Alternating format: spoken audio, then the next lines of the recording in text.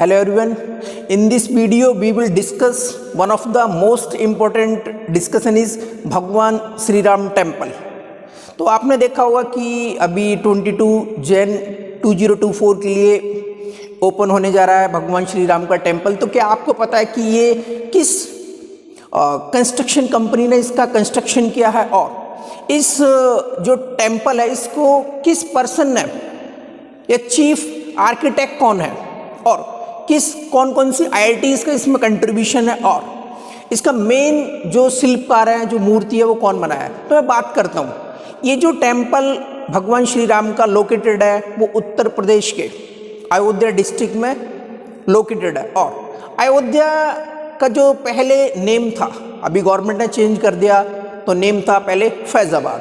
तो इसकी जो अप्रोक्सीमेटली जो कॉस्ट है वो 1800 करोड़ आने वाली है। और ये दुनिया का फर्स्ट ऐसा बिल्डिंग या फिर एक ऐसा टेम्पल है जो आज तक कभी कंस्ट्रक्ट नहीं हुआ। क्या सर? हाँ, हमने तो ऐसा सुना है कि बुर्ज खलीफा का जो बेस इतना स्ट्रॉन्ग है कि उससे ज़्यादा स्ट्रॉन्ग किसी का नहीं है। हाँ, तो आपने सही सुना, लेकिन उससे जो दुबई में बुर्ज खलीफा है उससे भी 10 टाइम्स फाउंडेशन बेस स्ट्रॉन्ग है किसका? भगवान श्री राम टेम्पल का। सच में सर? हाँ, एकदम। तो अभी मैं थोड़ा सा डिस्कशन करता हूँ कि ये जो टेम्पल है इसका इंडिया के अंदर या पूरी दुनिया के अंदर, मैं अगर बोलूँ सिविल इंजीनियरिंग या फिर आर्किटेक्ट्स का बहुत ही बेहतरीन एग्जाम्पल है। और ऐसा आज तक कोई भी इतनी अच्छे से बिल्डिंग, इसकी इतना जो फाउंडेशन स्ट्रॉन्ग हो, आज तक कोई बिल्डिंग बनी नहीं। तो मैं इसमें बात करता हूँ कि मेन जो इस बिल्डिंग को, इस कंस्ट्रक्ट करने में मेन चीफ आर्किटेक्ट कौन था। तो चीफ आर्किटेक्ट का नाम मैं बताता हूँ कि वो थे चंद्रकांत बी संपुरा। और अभी तक अगर मैं लार्जेस्ट प्रोजेक्ट की बात करूँ कि एक काशी विश्वनाथ टेम्पल का जो प्रोजेक्ट का टोटल अप्रॉक्सीमेट बजट था वो था कितना? 900 करोड़ था। और महाकाल जो प्रोजेक्ट था उसका जो टोटल बजट था 850 करोड़ था। लेकिन भगवान श्री राम टेम्पल का जो कॉस्ट का टोटल बजट है वो 1800 करोड़ है।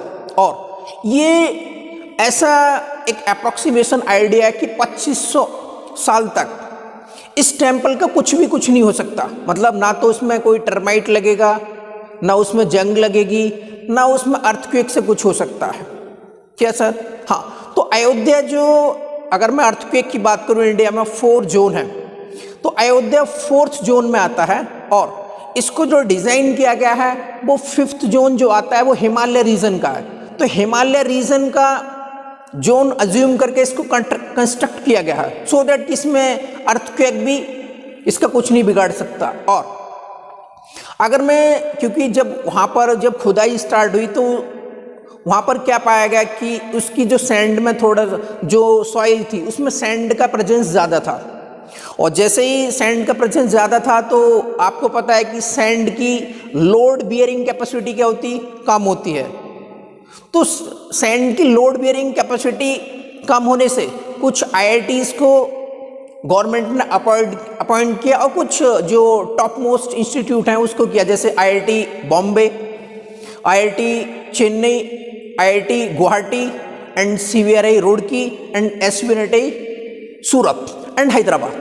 तो ये सारे IITs थे, इनको मेन मतलब इसमें कंट्रीब्यूशन या डिज़ाइन एडवाइज़र थे। और अगर मैं बात करूं कि ऐसी कौन सी कंपनी रही कि जो प्रोजेक्ट ऑन टाइम पर हो, तो उसका नाम था Tata consultancy engineers limited company थी। और इसका जो कंस्ट्रक्शन किया है पूरा भगवान श्री राम टेम्पल का वो था L&T, lesson and turbo, India के टॉप मोस्ट कंस्ट्रक्शन के मामले में कंपनी है। तो L&T ने भगवान श्री राम टेम्पल के कंस्ट्रक्ट किया है। और ये इसमें जो मेन जो शिल्पकार हैं जिन्होंने मूर्ति बनाई है तो उनका नाम है Arun Yogiraj and he is from Mysore, जो टेम्पल को मूर्ति बनाने का है। और इसमें 2 लोग और थे, एक है ना, उनको समिति ने वो नहीं दिया है, लेकिन मेन किसका दिया है? अरुण योगीराज को दिया है। और इसमें अगर मैं बात करूं कि इसमें सर ऐसा क्या है कि कुछ भी नहीं होगा इतनी साल तक। तो मैं बात करता हूँ पहले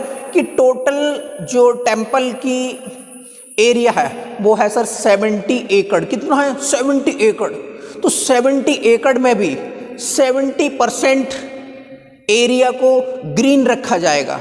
और जो मेन टेम्पल है सर वो कंस्ट्रक्ट हुआ है 2.77 एकड़ में। और इसके साथ साथ क्या क्या बना है ना।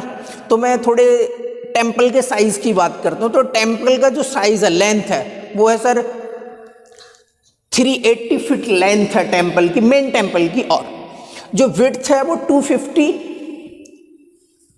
फीट है। एंड जो हाइट है टेम्पल की वो कितनी है? 161 फीट है। और अगर मैं स्टाइल की बात करूं सर, किस स्टाइल में टेम्पल बना है, तो नॉर्थ इंडिया में जो मोस्टली दो स्टाइल फॉलो होती हैं, एक तो नागर स्टाइल और एक द्रविडियन स्टाइल। तो साउथ इंडिया में जो आपको टेम्पल्स दिखेंगे वो आपको द्रविडियन स्टाइल के मिलेंगे। और नॉर्थ इंडिया में, जैसे Ayodhya actually located in north India, तो भारत की जो परंपरा है ना, नागर शैली को या फिर नागर स्टाइल को बोलते हैं, उसको फॉलो किया गया है।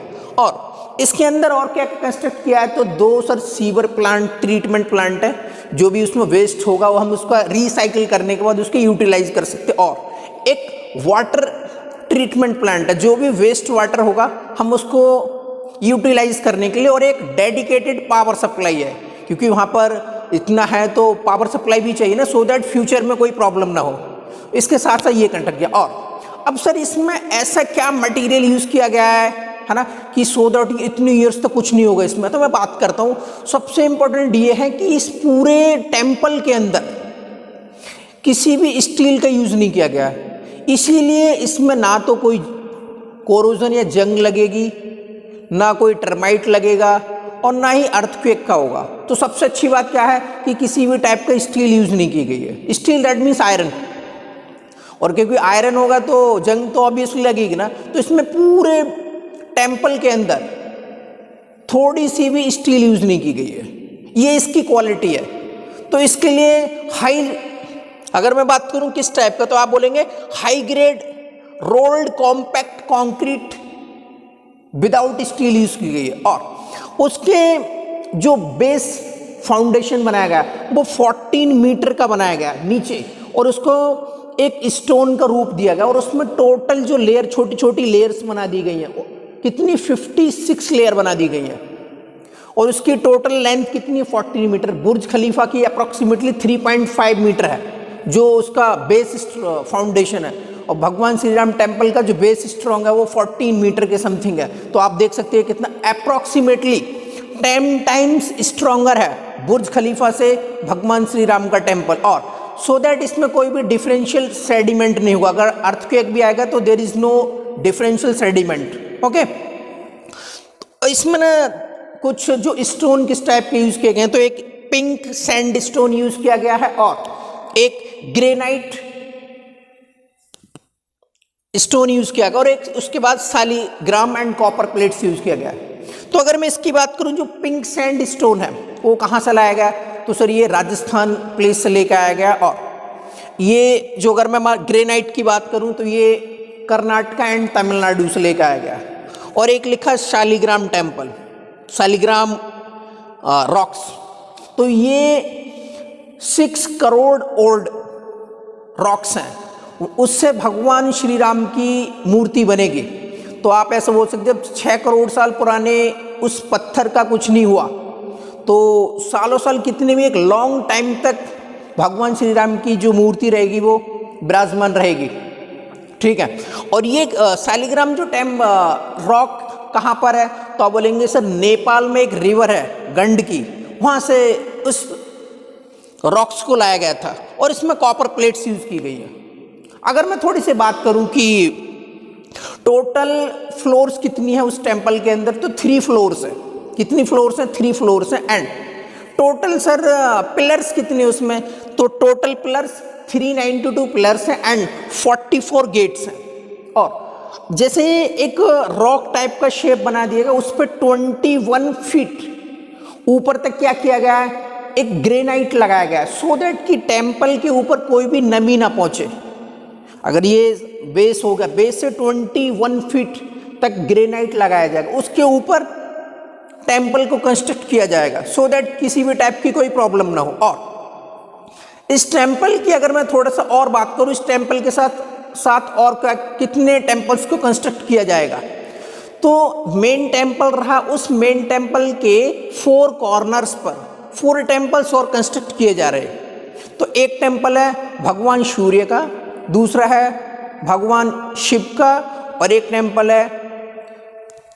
टेम्पल आपके पास माँ भगवती का, और एक टेम्पल है गणपति का। ये चारों कॉर्नर पे हैं। और मेन टेम्पल के साउथ में एक माँ अन्नपूर्णा का, और उसके साउथ डायरेक्शन में एक हनुमान जी का टेम्पल कंस्ट्रक्ट किया गया है।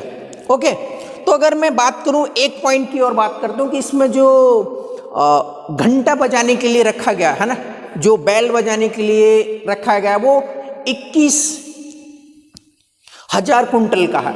कितने का? 21,000 कुंटल का वो क्या रखा गया है, टेम्पल में वो बैल रखी गई है सो दैट। और ऐसा माना जा रहा है कि अगर वो एक बार बैल बजेगी तो लगभग 15 किलोमीटर तक उसकी आवाज सुनाई देगी उस बैल की। समझ आया क्या? और ये एक अष्ट धातु से बनाया गया, 8 उसका मिक्सचर है, किसका? जो बैल बनाई गई। और इसमें जो पूरे कंस्ट्रक्शन में जो गेट्स वगैरह या वुड यूज की गई है तो वो सागौन की यूज की गई है, और उसमें अंदर गोल्ड की उसकी परत चढ़ा दी गई है सागौन के ऊपर। क्या है? सो दैट उसकी जो ड्यूरेबिलिटी है बहुत स्ट्रॉन्ग रहा और काफ़ी लॉन्ग टाइम तक हो रहा है। इसके साथ साथ कुछ टेम्पल्स और कंस्ट्रक्ट किए जाएंगे, जैसे भगवान वशिष्ठ का और विश्वामित्र जी का, ठीक है, और महर्षि वाल्मीकि जी का। तो बहुत सारे टेम्पल्स उनको भी उसमें, और एक जटायु जी की प्रतिमा भी को भी बनाया गया है सो दैट कि जो भी हिंदू कल्चर्स को जिन्होंने भी उनको आगे बढ़ाने का किया, तो पूरे का पूरा ये सिस्टम था। तो मैं ओवरऑल एक बार इसको समअप करता हूँ कि ये दुनिया का पहला ऐसा टेम्पल है, इससे ज़्यादा बेस फाउंडेशन आज तक किसी भी बिल्डिंग का नहीं है, बुर्ज खलीफा का है। उससे अप्रॉक्सीमेटली 10 टाइम्स स्ट्रॉन्गर फाउंडेशन किसका है? भगवान श्री राम टेम्पल का। और इसका जो टोटल कॉस्ट है अप्रॉक्सीमेटली 1800 करोड़ है, और इसकी जो एवरेज एज है वो 2500 साल मानी जा रही है कि उस तक कुछ नहीं होगा। और इसमें दुनिया का एक ऐसा अजूबा है कि इस पे ना तो किसी एयर का इफेक्ट पड़ेगा, ना कोरोजन का इफेक्ट पड़ेगा, ना अर्थक्वेक का इफेक्ट पड़ेगा।